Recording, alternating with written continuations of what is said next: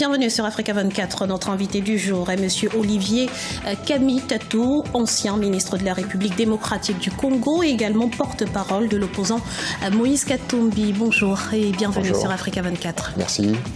Alors Monsieur Kamitatou, lors d'une conférence de presse en juin 2017, Monsieur Katumbi a annoncé un retour imminent en République démocratique du Congo et depuis, silence radio sur la question que se passe-t-il, à quand finalement ce retour très attendu? Ce retour est attendu, vous le dites bien, et Moïse Katumbi, tout à fait récemment, a précisé qu'il rentrera en cours d'année avant le 31 décembre de cette année. Je crois qu'il a fait ses devoirs, ça veut dire qu'il avait dit qu'il avait à préparer ses valises dans un langage beaucoup plus concret, ça veut dire qu'il doit prendre contact.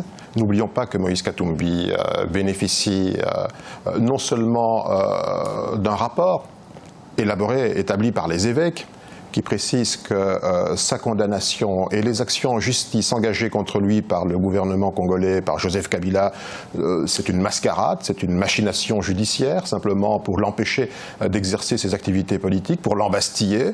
Les évêques ont été très clairs dans le rapport que nous leur avions demandé, ils ont fait leur devoir.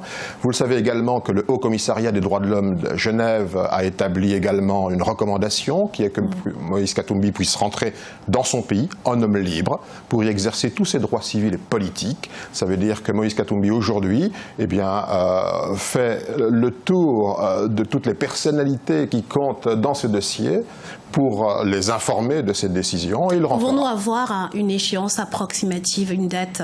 Vous savez, on est à 90 jours du 31 décembre 2017. Donc, dans cette fourchette de temps, il sera en République démocratique du Congo. Alors, Monsieur Kamitatou, sur ce même plateau, il y a quelques semaines, le Premier ministre congolais, Bruno Tshibala, a déclaré que si les conditions ne sont pas réunies, les élections ne pourraient avoir lieu cette année en République démocratique du Congo. On sait que pour l'instant, le pays est encore en proie à l'insécurité. Vous accusez d'ailleurs le président Joseph Kabila de maintenir le chaos pour retarder les échéances électorales. Est-ce que vous avez des preuves de ce que vous annoncez? Bien entendu, et nous n'avons cessé d'accumuler des preuves, et je peux en parler, puisque j'ai fait partie de ce gouvernement. En tant que G7, j'ai fait partie de ce gouvernement. Et nous avions en 2015, en janvier 2015, après ces tragiques événements qui ont occasionné la disparition tragique, la mort de manifestants dans Kinshasa, nous avions écrit à plusieurs reprises à Joseph Kabila pour lui dire « Nous devons organiser des élections dans les délais. Il importe aujourd'hui de respecter la Constitution. Cette Constitution nous protège tous. Aujourd'hui, on constate malheureusement, nous avons été accusés d'un procès d'intention. Ce n'est pas un procès d'intention, c'est la réalité. Joseph Kabila n'organisera jamais des élections pour l'élection de son successeur. Il veut un pouvoir à vie. Il a tenté par toute voie d'organiser un référendum, de changer la Constitution, de modifier éventuellement la Constitution. Eh bien, aujourd'hui, il est au pied du mur et nous lui demandons de partir puisqu'il a eu droit exceptionnellement à une extension de sa durée de vie au pouvoir. Cette extension a été négociée. Il a refusé de mettre en œuvre les termes de cette négociation. Il a continué délibérément à saboter ce processus. Vous le savez, depuis plusieurs mois, qu'est-ce qui se passe en République démocratique du Congo? Eh bien, ce sont des zones d'insécurité.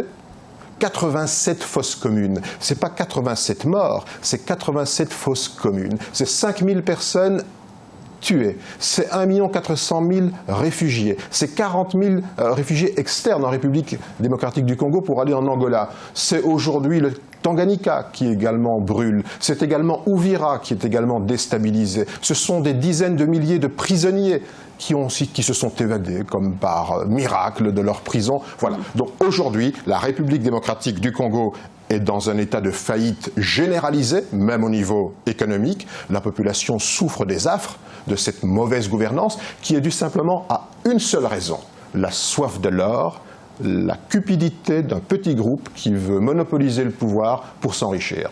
Alors, Monsieur Kamitatou, pour revenir aux élections, selon la CENI, il est techniquement trop juste d'organiser d'ici la fin de l'année des élections législatives, provinciales et présidentielles.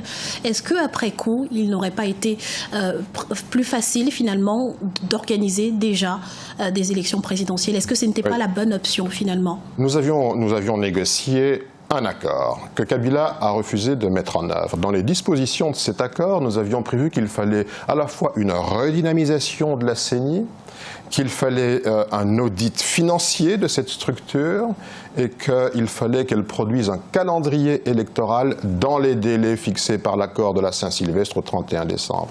Eh bien, il n'y a pas eu de redynamisation, il n'y a pas eu d'audit et jusqu'à ce jour, il n'y a même pas eu de calendrier, ce qui veut dire que pour nous, la CENI n'est pas un instrument indépendant en qui on peut avoir confiance, c'est une branche spécialisée du parti politique de Joseph Kabila et donc nous considérons aujourd'hui que cette CENI ne sera pas en capacité d'organiser des élections crédibles, transparentes, inclusives, dont les résultats seront opposables à tout le monde. Compte tenu de cette réalité, M. Kamitatou, que se passera-t-il au 31 décembre 2017 si ces élections, qui semblent désormais hypothétiques pour un certain nombre d'observateurs, n'ont pas lieu? Quelle sera la ligne de conduite de l'opposition et surtout celle de Moïse Katumbi que vous représentez? Eh bien, Moïse Katumbi le dit très clairement, mais il ne le dit pas seul. Il le dit également avec l'ensemble des mouvements citoyens, avec la société civile, avec le comité des laïcs catholiques, avec les évêques de la SENCO. Il dit que le 30 septembre, il y a quelques jours, 2017, la CENI devait convoquer le corps électoral. Elle ne l'a pas fait, ce qui veut dire qu'il n'y aura pas d'élection d'ici le 31 décembre 2017. Joseph Kabila doit donc prendre la mesure de cet énième échec. C'est son échec à lui, c'est lui qui est le principal responsable de ce calendrier électoral hypothétique, de la situation dans laquelle se trouve le pays aujourd'hui. Il en porte lui seul toute la responsabilité. Nous exigeons donc son départ. Il a lui-même à prendre en compte le destin de toute une nation qu'il conduit de manière chaotique dans une nouvelle tragédie.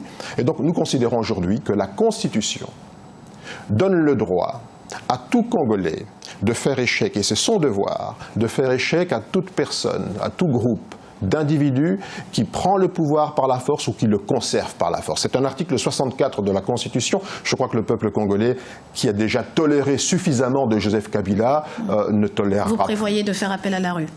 Faire appel à la rue n'est pas forcément une insurrection. Nous ne voulons pas une insurrection.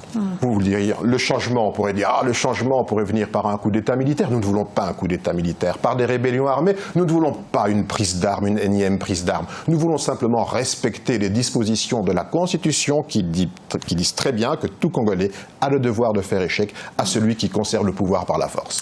Alors très rapidement, M. Kamitatou, l'idée d'un troisième dialogue est de plus en plus évoquée. Est-ce que vous y seriez favorable? Absolument pas. Comment envisager un troisième dialogue quand le deuxième n'a jamais été mis en œuvre, quand tout a été fait manifestement pour gruger la population, pour gruger ceux qui ont négocié? Vous savez, le 19 décembre, c'était la 90e minute du match. Nous avons fait les prolongations. Aujourd'hui, le peuple va signer la fin de la partie. Merci infiniment, Monsieur Olivier Kamitatou, d'avoir répondu à nos questions. Je rappelle donc que vous êtes un ancien ministre de la République démocratique du Congo, également un porte-parole de l'opposant Moïse Katumbi. Merci. Et merci à vous pour votre fidélité. Restez sur Africa 24 dans quelques instants, le journal de la rédaction.